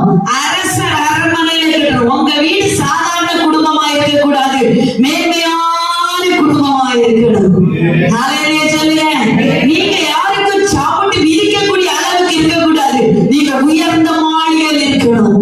இரண்டாவது சொல்ல, உங்க தரிசனம் கீழான தரிசனமா இருக்க கூடாது, உங்க தரிசனம் மேலான தரிசனமா இருக்கணும். சிலதி பூசிக்கு மேலான அற்பமான சேர்ந்து, ஆனா அவருடைய தரிசனம் எல்லாம் மேல கூடி இருக்கணும். ஹalleluya. இன்னைக்கு அருமையான பெண்களே, மகா ரூபவதிகள், நீங்க மகா ரூபவதிகள், மகா புத்திசாலிகள். முதலாவது மகா புத்திசாலிகள் நீங்க. உங்க சிந்தை எல்லாம் கீழே, எனக்கு இல்ல, என பிள்ளைக்கு தான் என சிந்தை அப்படி இருக்க கூடாது, மேலான வேலை சிந்தீங்க. ஹalleluya. காய்ச்சல் மாறுகிற தெய்வமாக நம்முடைய ஆண்டவரை பயன்படுத்தாதீங்க. ரட்சிப்புக்கு ஏராளமாக வழிநடத்துகிற பரலோக கானானை நோக்கி உங்க சிந்தைகள் வளரட்டும்.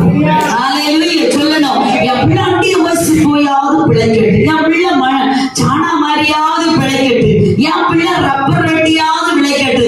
நோ, இன்னைக்கு அந்த வார்த்தையை நிறுத்திங்க. நீ சொல்லுங்க, என் பிள்ளை அப்போஸ்தலர்களா தீர்க்கதரிசிகளா உன்னத இடங்களில் நிற்கிறதை நான் என் கண்ணால் பார்ப்பேன்.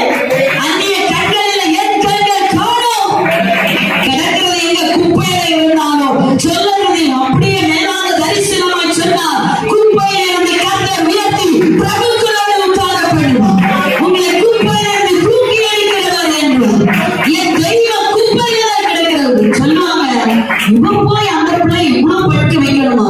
நமக்கு ஒரு விஷயம் இருக்கு, என் பிள்ளை நான் இப்படிதான் பாக்குறேன். ஹalleluya. அந்த பெரிய மேலான ஒரு தரிசனம் இருந்தால் நம்முடைய கூடு மேலா உட்காரும். ஆமென் சொல்லுங்க. பக்கத்துல கையை பிடிச்சு சொல்லுங்க, மேலான தரிசனம் உள்ளவர்களாயிருங்கள். பிள்ளைகளை குறித்து மேலான நம்பிக்கை உள்ளவர்களாயிருங்கள். உங்க வீட்டை குறித்து மேலான நம்பிக்கை உள்ளவர்களாயிருங்கள். ஹalleluya. வீட்டை குறித்து என்ன செய்யணும்? எப்படியாவது 10 1,00,000 ரூபாய் கொடுத்து எப்படியாவது எழுதினான் அழிக்க போது. அப்படியே முழங்கப்படிங்க கத்தரை நோக்கி பாருங்க.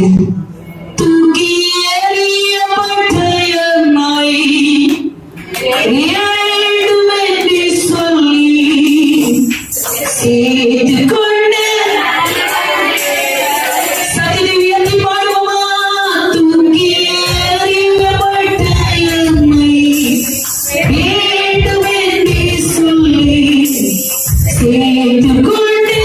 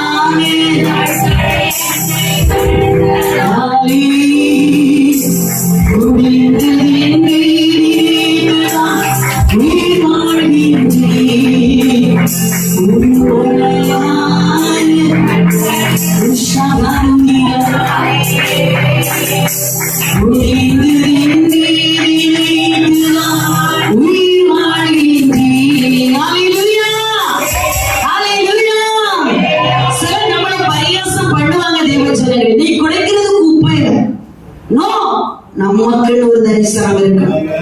நமக்குன்னு ஒரு தரிசனம் இருக்கணும். எலியாவை பின்பற்றி எலிசா பின்னாலே போறாரு. யோர்தான் நதி பக்கத்துல வந்துச்சு, கில்கால் பக்கம் வந்துச்சு, எரிகோ பக்கம் வந்துச்சு. எரிகோ பக்கம் வாரான், பெத்தேல் பக்கம் வாரான், ஸ்டெப் ஸ்டெப்பா முன்னேறான். எரிகோல வந்து 50 தீர்க்கதரிசிகள் வந்து கேட்கிறாங்க. எல்லாரும் பக்கத்துல இருந்துட்டு, தெரியுமா உனக்கு உன் எஜமான உன்னை விட்டு என்ன செய்வாரு? எடுத்துக்கொள்ளப்படுகிறா? உன் ஊழியம் முடிஞ்சு தெரியுமா? அவன் ஊழியம் முடிஞ்சு. அவன் எல்லாரும் சும்மா இரு, எனக்கு தெரியும். எரிகோல வந்து பேச்சு, சும்மா இரு, எனக்கு தெரியும். அடுத்த சோழி கில்கால் போறாரு நடந்து, இவர் பின்னால போறாரு. உன் எஜமா உன்னை விட்டு எடுத்துக்கொள்ளப்படுகிற தெரியுமா? ஊழியம் முடிஞ்சு தெரியுமா? அவன் சொல்றான், இல்ல சும்மா இரு, எனக்கு தெரியும். ஒவ்வொரு ஸ்டெப்பை நாடி யோர்தான் கரையில வந்துச்சு. எலிசாவுக்கு ஒரு வேலை இருக்கிறா. எஜமான தாண்டி ஆண்டவர் எழுதிட்டா, எப்படிடா இந்த யோர்தானை தாண்டி வரணும்? அவன் அந்த இடத்திலே சொல்றான், சும்மா இருங்க, எனக்கு தெரியும், தெரியும். இந்த ரெட்டிப்பான வரத்தை பெறாம நான் திரும்பி போகவே மாட்டேன். தாண்டியாச்சு. கடைசியில் அவர் கேட்கிறார், என்ன வேணும்? அவர் சொல்றான், உம்மிடத்துல வல்லமை எனக்கு ரெட்டிப்பா வேணும். அவரே சொல்றாரு, நீ அரிதான காரியத்தை கேட்ட, நான் போறதை நீ பார்க்கணும். எவ்வளவு கடினமான ஒரு சூழ்நிலை. அவர் எப்ப போறாருன்னு யாருக்கும் தெரியாது. எப்படி போறாருன்னு தெரியாது. எந்த விதத்துல போறாரு, எப்படி மறைக்க போறாரு, ஒன்றும் தெரியாது.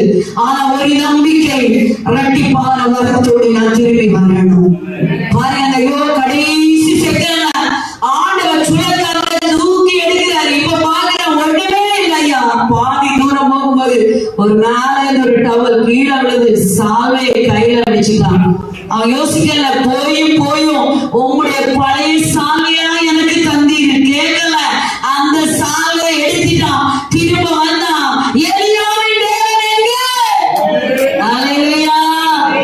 இப்ப பாருங்க, யோர்தான் உலர்ந்த தரவழியில் நடந்து வெளியே வந்துட்டான். இப்போ இவனை தீர்க்கதரிசி அங்கீகரிக்கிறாங்க. எலியாவை விட 2 மடங்கு ஆசீர்வாதத்தை, கிருபைகளை பெற்றவனா, ஒரு வல்லமையான தீர்க்கதரிசியா திரும்பவும் செயல்பட ஆரம்பித்தார். அவன் கைகளுக்கு தண்ணீர் வார்த்தவன் ஐயா. எந்த பின்புல கண்ணீர் வார்த்துட்டு தான் இருந்தான், பணிவிடை செய்துட்டு இருந்தான். அதுவரைக்கும் ஒரு அற்புதம் கூட செய்யாதவன் அன்று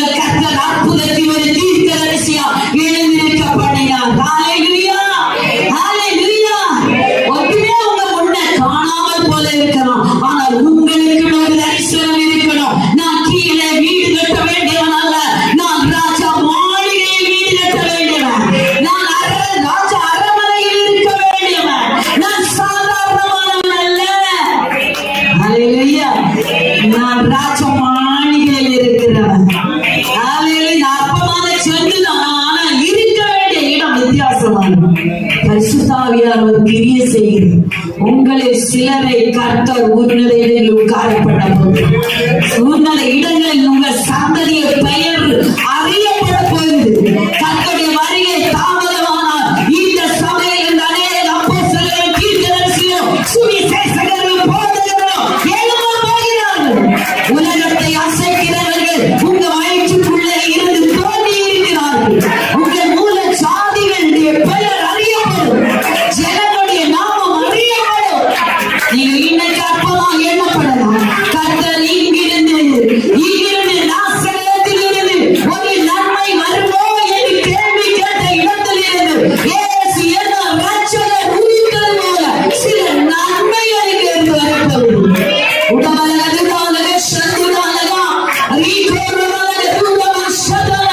நீ விசுவாசித்த தேவனுடைய மகிமை காண்பார். விசுவாசித்த தேவனுடைய மகிமை காண்பார். எல்லா பிள்ளைகளை கைகளை தட்டி ஆண்டவரே குடும்பத்தை நீ உயரே வைக்க போகிறீர். மேலும் உயரே கொண்டு வந்து வைக்க போகிறீர். சோபா ரோகோ லோகோ ரோகோ வானா தேவனே அவங்கள கதிமா லவா தீமா தேவனே சந்துல தீபமல மௌனே கதினி அற்பமா எண்ணப்படுகிற இடங்களில் சில பேரை கண்ட கடாட்சத்தை வைக்க போகிறோம். லேயா கூச்ச பார்வை என்று அற்பமா எண்ணப்பட்டார். கர்த்தர் அவளை நினைவு கொண்டார். கர்த்தர் அவளை கடாட்சித்தார். கர்த்தர் அவளை கடாட்சித்தார். ஈஸ்வரே வாலா தூரமல மகிமி அதுவே நகரம் நீங்களே சதுரானவே ரீகரவல துரானலா ரீகரவல துரானலா எல்லாரும் கைகளை தட்டி அபிஷேகப்பட்ட பிள்ளைகள் வார்த்தையை ஏற்றுக்கொள்ளுங்க. வார்த்தையை உட்கொள்ளுங்க. வார்த்தையினாலே கலங்காதீங்க. மரியாதை இந்த வார்த்தையினாலே கலங்கலாம். கர்த்தர் சொல்லுகிறார், பயப்படாதே, பரிசுத்த ஆவி உன் மேல வரும். பரிசுத்த ஆவி உன் மேல உட்பவிக்கும். சிவா ஊதாலே யுவனமா உங்களுடைய கர்ப்பத்தின் பிள்ளைகள் சாதாரணமானவர்கள் அல்ல. இன்னைக்கு உங்க கர்ப்பத்தின் பிள்ளைகளை குறித்து வேதனையோடு வந்திருக்கிறார். உங்க பிள்ளைகளை கர்த்தர் உன்னதங்களில் வைக்கப்படுகிறார்.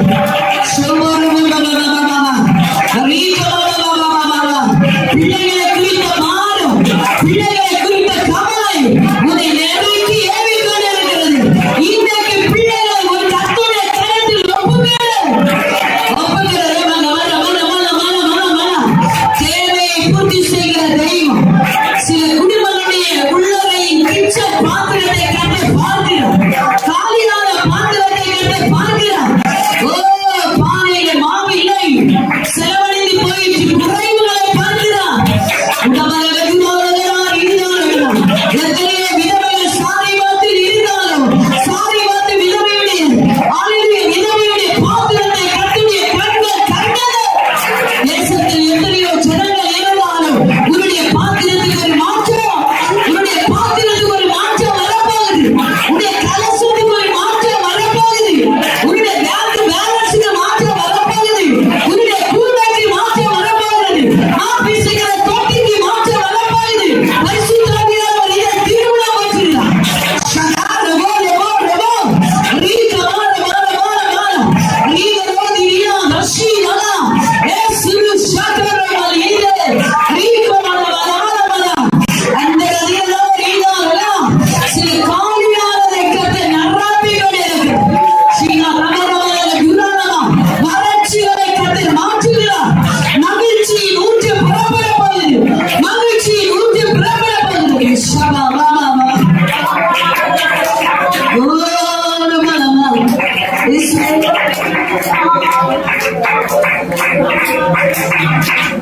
Shagaladirina, hallelujah, hallelujah. கர்த்தர் நல்லவர். ஆண்டவர்களை உயர்த்தி மேன்மைப்படுத்துகிற நாட்கள் நீங்கள் ஜனங்கள். இஸ்ரவேல் ஜனங்கள் புலம்பி புலம்பி பெருமூச்சு விடுகிறதை கூட கர்த்தர் கேட்டது போல உங்க புலம்பலை கர்த்தர் ஆனந்த கழிப்பாய் மாற்றும். வயத்துல கை வைங்க.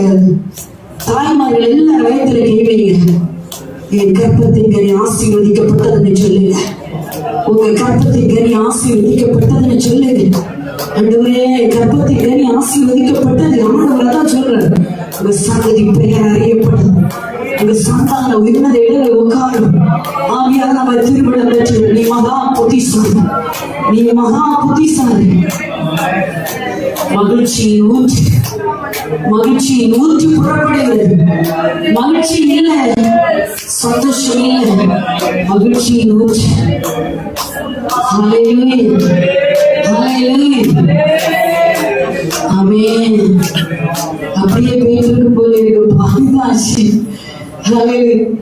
உட்காரலாமா இந்த நேரத்துல? போகணுமா? சரி, வெரி குட் மாஸ்டர். கருத்துக்களை சீக்கிரமா முடிக்க போறோம். மூன்றாவது அவள் ரூபவதி. என்னது? யார் ரூபவதி? படிய பார்ப்போம். உன்னத பாட்டு 4 ஒத்தி படிங்க. ஹல்லேலூயா.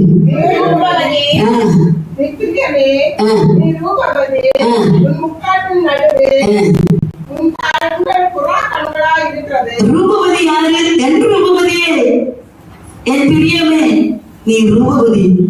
எப்ப ஆண்டவர் சொல்றாருன்னா, உன் முக்காட்டின் நடுவே உன் கண்கள் புறா கண்கள். அபிகாருடைய கண்கள் எப்படி இருக்கு? புறா கண்கள். ரூபவதி. உலகம் எப்ப சொல்லு? நல்ல அழகா இருக்கிறாங்க. யார ரூபவதின்னு சொல்லுவாங்க? யாருக்கு பட்டம் சுட்டுருவாங்க? அழகி பட்டம். அவங்க சைஸ், அவங்க முகம், அவங்க கண்ணு, அவங்க இன்டெலிஜென்ட் எல்லாத்துக்கும் சுட்டுவாங்க. ஆனால் ஆண்டவர் நமக்கு ஒரு பட்டத்தை கிடைக்கிறார். உனக்குதான் அழகி பட்டம் கிடைக்குது. என்ன அழகி? கண்ணில் இருந்து கண்ணீர் சிந்தி செபிக்கிற நடுவில் இருந்து ஒரு புறாவை போல கூவி புலம்பி புறாவை போல குரு குரு குரு குரு குரு குருன்னு பேசுறெல்லாம் நீதான் ரூபவதி. அப்படின்னு சொல்லுங்க, நீதான் ரூபவதி. முட்டாக போட்டு கண்ணு புறா கண்கள் எப்பவுமே எப்படி இருக்கும்? குடிக்கிறத கண்ணு போல சிவப்பு சிவப்பா இருக்கும். கண்ணீர் நிரம்பி இருக்கும், கபடம் இல்லாதது இருக்கும். ஒரு தேவ பிள்ளையை பார்த்து ஆண்டு சொல்ல, முக்காட்டின் நடுவில் உன் கண்கள் புறா கண்கள், என் பிரியமே நீ ரூபவதி. ஹல்லேலூயா. செபிக்கிறவளா இருக்கணும். ஒரு தாய்மார் எப்பவுமே நீங்க செபிக்கிறவளா இருக்கணும். கண்ணீர் சிந்தி செபிக்கிறவளா இருக்கணும். உங்க கண்கள் எல்லாம் குணமாகணும். வெறுமா சாதனை பாடல, கண்கள் எல்லாம் குணமாகணும். ஜெபாவி உற்றுமையா ஜெபிக்கணும், ஜெபிக்கணும். ஒரு பாட்ட புத்திகளை ஜெபிக்கணும். இன்னும் ஜெபிக்கணும், இன்னும் ஜெபிக்கணும். ஏன்னா அவருக்கு தெரியும் ஜெபம் தான் ஜெயத்தை கொண்டு வரும். உலக அறியப்படுதுன்னா அவருடைய ஜெபம் ஜெபிச்சுட்டே இருக்கணும். இப்ப நமக்கு என்ன வருது? தூங்கிட்டே இல்ல, நம்ம ஜெபிச்சுட்டே இருக்கணும்.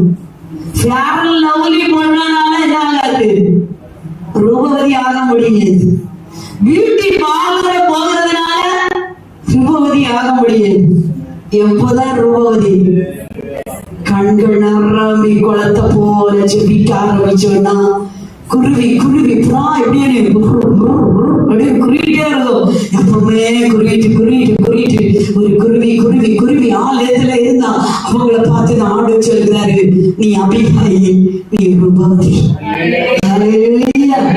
அந்த பழக்கம் நமக்கு வேணும். தேவ ஜனங்களே, தேசத்திற்காக, ஜனங்களுக்காக, வாலிப பிள்ளைகளுக்காக நமக்கு நிறைய டைம் நம்ம பண்ணலாம். பிள்ளைகளுக்காக நேர ஜெப குறிப்புகள் இருக்கு. இதெல்லாத்துக்காக போராடி ஜெபிச்சுட்டே இருக்கு. ஜெபிக்கிறோட மகன் ரூபத்தை பார்த்தா வித்தியாசமா தெரியும். ஜெபிக்கிற ஒரு மனுஷன் எங்க இருந்தாலும் அவரை உடையாளம் காண முடியும். வெள்ள உடைக்கிறதுனால அல்ல, நல்ல வெள்ள ஸ்கார்ப் போட்டிருக்கிறதுனால அல்ல, பெயிண்ட் அடிக்கிறதுனால அல்ல, நம்ம ஒரு ஜெபிக்கிறோனா இருந்தா அவருடைய முகரூபத்தை பார்த்த உடனே தெரியும். ஹல்லேலூயா. ரூபவதி அன்னாள் தேவ சமூகத்துல வந்து முக்காட்டு போட்டிட்டு உட்கார்ந்துட்டான். அழுக, வீட்டுல இருக்க அழுக. அவ குத்திட்டே இருக்கிற பெரியநாள். அவ ஆலயத்துக்கு வந்த உட்கார வேண்டிய இடத்துல உட்கார்ந்தா ஜெபிக்க ஆரம்பித்தான். நீங்க ஒவ்வொரு ஜப வீராங்கனைகளா மாறணும். ஒவ்வொரு நாளும் ஆலயத்தை தேடி வரணும். ஆலயத்தை தேடி வந்து ஜெபிக்கணும். அந்த ஜெபம் மாற்றும். அண்ணாள் 10 வகை ஜெபங்களை பண்ணி இருக்கிறாங்க. எடுக்க நேரம் 1 சாமுவேல் 1ஆம் அதிகாரம் 10-11 வசனங்களை பார்க்கும்போது அண்ணாள் 10 சைஸா ஜெபம் பண்ணி இருக்காங்க. 10 சைஸா ஜெபம் பண்ணி இருக்காங்க. அதை குறிச்சு வச்சுட்டு போயிருந்து பாருங்க. சேனையில கத்தாவே, ஆனா அவளுக்கு விசாரம், கிளேசம், மனசஞ்சலம், துக்கம், அவருடைய வார்த்தை நிமித்த கலக்கம். சாப்பிடவே இல்லை. வீட்டுல கேட்கிற வார்த்தை கிட்ட சாப்பிட மாறே இல்லை. செத்திட்டாலே போதும் அந்த துக்கத்தோட இருந்த அன்னாள் ஆலயத்துல வந்து ஊற்ற ஆரம்பிச்சா, செபிக்க ஆரம்பிச்சா. மனம் கசந்து செபிக்கிறா, அழுகி செபிக்கிறா, விண்ணப்பம் பண்ணி செபிக்கிறா, வெகு நேரம் செபிக்கிறா, உதடுகள் அசைந்து செபிக்கிறா, இருதயத்தை ஊற்றி செபிக்கிறா, நொறுக்கில இருதயத்தோடு செபிக்கிறா. ஏன்? குடித்தவளை போல செபிக்கிறா. குடித்தவளை போல. குடித்துனா ஏழை சொல்ற, நீ குடித்திருக்கிற, நீ வெறித்திருக்கிற. குடித்தவளை போல ஜெபிக்கிறான். நீங்க சொல்லுங்க, குடித்தவளை போல எப்படி ஜெபிக்கணும்? சிரிக்க முடியாது. குடித்தவளை போல ஜெபிக்கிறான். ஐயாமா சொல்லுங்க. புலம்பியா? இல்ல, குடிச்சவன் ஒரு நாள் வீட்டுல இருந்தானா சொன்னதையே சொல்லிட்டே இருப்பான், திரும்ப சொல்லிட்டே இருப்பான்.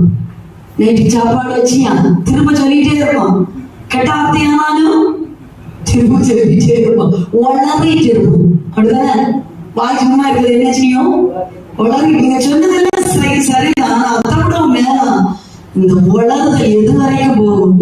குடிக்கிறவங்க சரியா குடிக்கலைன்னு வச்சுக்கோங்க. சரியா குடிச்சா போதாதான். ரோட்டில் கிடந்தாலும் தெரியாது, தெருவில் கிடந்தாலும் தெரியாது, அஸ்திரங்கள் இருக்கிறது ஒண்ணுமே தெரியாது. ஆனா கொஞ்சம் குடிச்சிட்டு உள்ள வந்துட்டானா தெரியும். 2 மணி நேரம் என்ன செய்வான்? உளறிட்டே இருப்பான். அவனுக்கு தூக்கம் வரும் வரைக்கும் அவன் உளறிட்டே இருப்பான். இதுதான் ஆண்டு சுகத்துல நிறுத்தவரை போல பதில் வரும் வரைக்கும் அவன் பேசியதையே பேசிட்டு இருப்பான். என்ன பேசியிருப்பான்? ஆண்டவர் எனக்கு ஒரு பிள்ளை தார், எனக்கு ஒரு பிள்ளை தார், எனக்கு ஒரு பிள்ளை தார், எனக்கு ஒரு பிள்ளை தார். ரிப்பீட் பண்ணு, ரிப்பீட் பண்ணு, ரிப்பீட் பண்ணு, ரிப்பீட் பண்ணு. பேசும்போது அவன் கேட்கறதை மறைச்சிருக்க, குடிச்சிருக்கான். குடிச்சாங்க இல்ல. அப்படி வரை ஜெபம் பெண்கள் பண்ணணும். அவன் சொல்லுங்க, அப்படி வரை ஜெபம். ஒரு கிறுக்கி மாதிரி இருப்போம் தெரியுமா? எதுக்கு? பீஸ் கட்ட பைசா இல்லைன்னா புருஷன் ஏறிட்டு போனா என்ன செய்வோம்? எப்படி இருப்போம்? சொல்லுங்க. நம்ம எல்லாம் பெண்கள் தானே, வேற எங்கேயும் வந்தோமா? இல்ல இல்ல. யார் மேல வரும்? அப்படி சொல்லுவாங்க. அதே ஆண்ட சமத்துல இருக்கு. அப்படி ஒரு ரீத்தனம். ஆண்டவர் எனக்கு ஒரு குழந்தையை கொடுக்காம நான் போக மாட்டேன். அந்த 10 வகை பொறுத்தரை வெடிச்சிருக்கிறது. நிறைய ஜபம் பண்ணி முடிக்கிறதுக்குள்ளே நீ சொன்னா, நீ சமாதானத்தோட போ. நீ கத்திரத்தில் கேட்ட விண்ணப்பத்தின் உனக்காக கிடது. நான் 10 பெற்றா, அன்னாள் 1 பெற்றா. அவருடைய பேர் புஸ்தகத்தில் எழுதப்பட்டிருக்கிறது. தாழ்வுதல் பேசவா வரைக்கும் ஒரு தீர்க்கதரிசியாக, ஒரு நியாயாதிபதியாக, ஒரு தேசம் அறியப்படுகிற ஒரு சந்ததி உருவாகிட்டு 10 பெற்று அவருடைய பேர் கூட இல்லை. ஆனால் வேத புத்தகத்தில் 2 புத்தகம், 1 சாமுவேல் 2 சாமுவேல் அறியப்படக்கூடிய நிலைமையில மாறுறது. அன்னாளுடைய ஜெபம். தலைக்கு மேலே கரங்களை தட்டி நான் செபிப்பேன். சொல்லுங்க, வெறித்தவளை போல, குடித்தவளை போல, மதுபான மருந்தவளை போல நான் செபிப்பேன். என் ஜெபம் மாறும். ஹல்லேலூயா, ஹல்லேலூயா. நீங்க பாத்தீங்கன்னா 1 சாமுவேல் 25:18 படிக்கிறோம். அபிகாயில் 4வது அவர் தீவிரமாய் ராஜாவை சந்தித்தார். பிரச்சனை வருது பாருங்க. நாபாலுடைய வீட்டுக்கு தாவீது ராஜா அனுப்பி விடுறார் ஒரு கூட்ட ஆட்களை. நாங்க இந்த கர்மேல் பர்வதத்துல வந்திருக்கிறோம், நல்ல பசியா இருக்கு, கொஞ்சம் என்ன செய்யுங்க, ஆகாரம் கொடுத்து அனுப்புங்க. இவன் வீட்டுலயே ஒரு பெரிய விருந்து, ஆடு மயிர் கத்திரிக்கிறவர்கள் அன்னைக்கு விருந்து செய்வது வழக்கம். அந்த மயிர் கத்திரிக்கிற நேரத்துல பெரிய ஒரு விருந்து, தடவுல விருந்து நடக்கும். தாவீது ராஜா காட்டுக்கு வருகிற ஒரு சூழ்நிலையில அனுப்பி விடுறாரு. எங்களோடு கூட இருந்தவங்க இருக்காங்க, கொஞ்சம் என்ன செய்யுங்க, ஆகாரத்தை கொடுத்து. என்ன சொல்லுது? ஒற்றை எடுப்பு மாதிரி சீனா. தாவீது யாரு? அவனுக்கு எப்படி கொடுக்க முடியும்?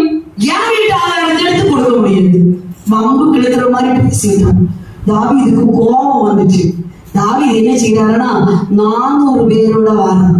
அவன் சொல்றான், இவன் வீட்டுல ஒரு நாயாலும் இருக்காது, எல்லா நாயும் அடிச்சு கொள்ள போறேன். எத்தனை பேரோட வாரான்? 400 பேர்.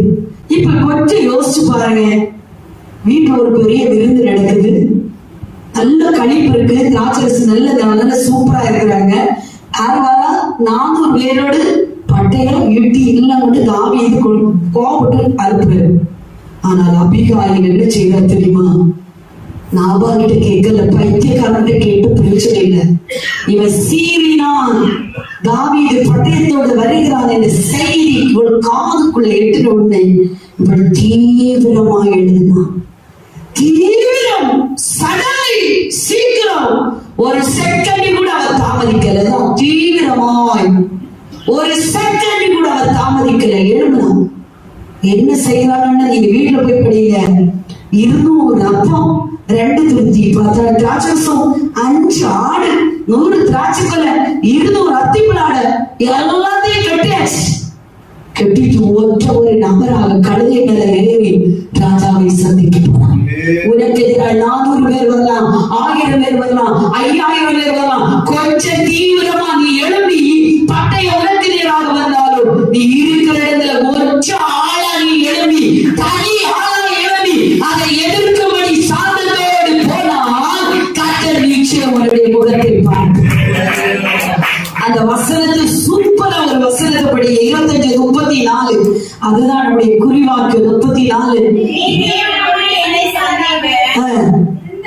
எல்லாரும் இணைச்சு படிங்க. நீ தீவிரமாய்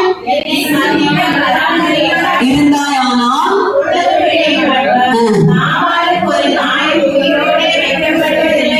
போதும், அது போதும்.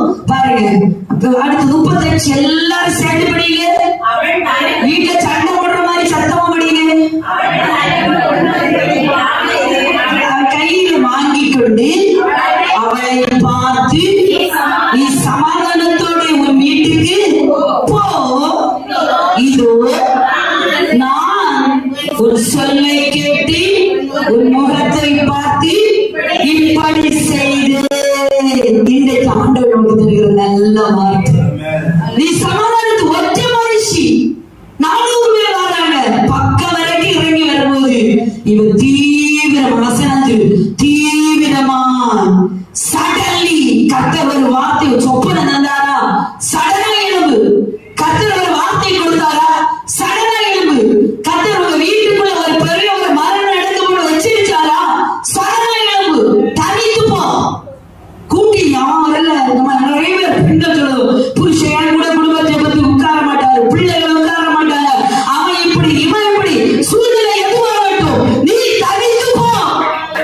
நீ தனித்து போ. 400 பேரை தனித்து போய் அவள் போய் சந்தித்த போது கர்த்தர் அவளை சொல்லும். ராஜா சொல்றாரு ஒரு வார்த்தை, நான் உன் முகத்தை பார்த்து, நான் உன் சொல்லை கேட்டு இப்படிப்பட்ட பெரிய அழியை செய்யவில்லை. நீ சமாதானத்தோடு உன் முகத்தை பார்க்கிற ஒரு கர்த்தர் நமக்கு உண்டு. உன் வார்த்தையை அங்கீகரிக்க புருஷன் இல்ல, உன் வார்த்தையை அங்கீகரிக்கிற கர்த்தர் நம்மோடு கூட உண்டு. நம்முடைய வார்த்தையை கனமணிகிற கர்த்தர், நம்முடைய வார்த்தையை அங்கீகரிக்கிற கர்த்தர் நம்மோடு கூட உண்டு. நீ சமாதானத்தோடு நீ தீவிரமாய் சந்திக்கிற தேவ பிள்ளைகளை நீங்க தீவிரமாய் சந்திக்கணும். கடைசியாக அவள் மணவாளன் பாருங்க, நாவல் 10 நாளுக்குள்ள சாப்டர் க்ளோஸ். நமக்கு இந்த சரித்திரம் தெரியும். கர்த்தர் அவனை வாதித்தான், அவன் கல்லை போல மாறினான், அவன் செத்தான். 10 நாள் அவனுடைய சாப்டர் முடிஞ்சு. இந்த உலகத்தின் கணவன் அவளை விட்டு போயிடுச்சு. தாவீது ஆட்களை சானாபதிகளை அனுப்பி அவளை தனக்காக மனைவியாக்கி கொண்டார். அவளுக்கு பிள்ளைகள் இருந்ததா சரித்திரம் சொல்லல. ஆனால் தாவீது ராஜா நாபாலோடு இணைந்தவளுக்கு பிள்ளைகள் இருந்தா சொல்லல. தாவீது சானாபதிகளை அனுப்பினான். அபிகாயில் 5 பெண்களை தாதிமார்களை கூட்டிக் கொண்டு அவளுக்கு மனைவியானாள். தேவ ஜனங்களே, இவ்வுலகத்தில் ஒருவேளை புருஷன் இல்லாமல் இருக்கிறான், இல்லை புருஷன் இருக்கிறான், நம்மை சந்திக்க ஒரு பரம மணவாளன் வருகிறார். அவரோடு எதிர்கொண்டு போக நாமும் ஆயத்தமாகும்.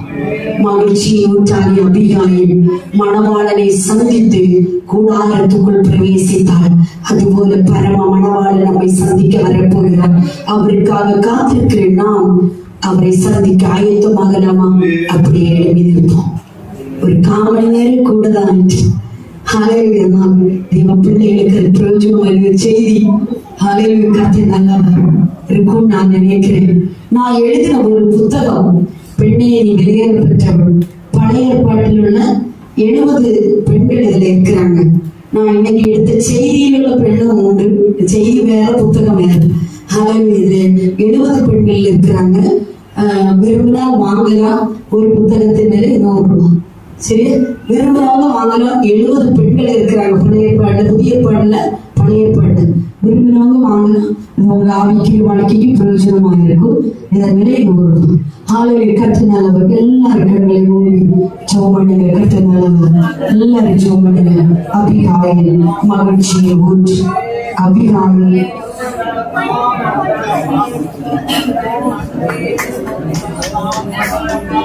மகிழ்ச்சியை ஊற்றி எத்தனை பேருக்கு அது பிரயோஜனமா இருக்கு தெரியும். ஆனால் ஆண்டவர் எனக்கு ஒரு கலைப்பு கொடுக்கிறார். ஒரு ஆப்போசிட் கேரக்டரோடு இருந்த போது அவள் திறமையா சிறப்பாய் குடும்பத்தை நடத்தி சென்றார். அவள் மகா புத்திசாலியா இருந்தார். அவர் ரூபவதியா இருந்தார்.